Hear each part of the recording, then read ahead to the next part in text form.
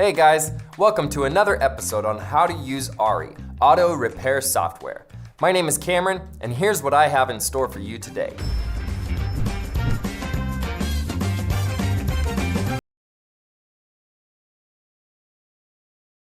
Here's how to assign work to a technician and track the actual time spent on the task in ARI.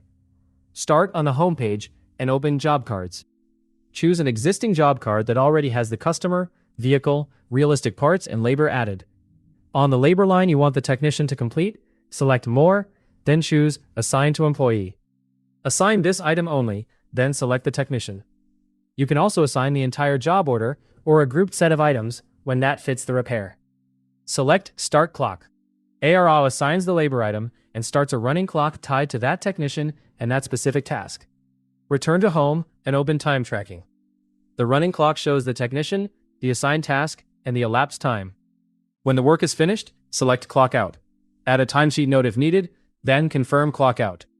ARI stores the completed entry in time logs with the actual time worked. Here is the second way to start the same workflow.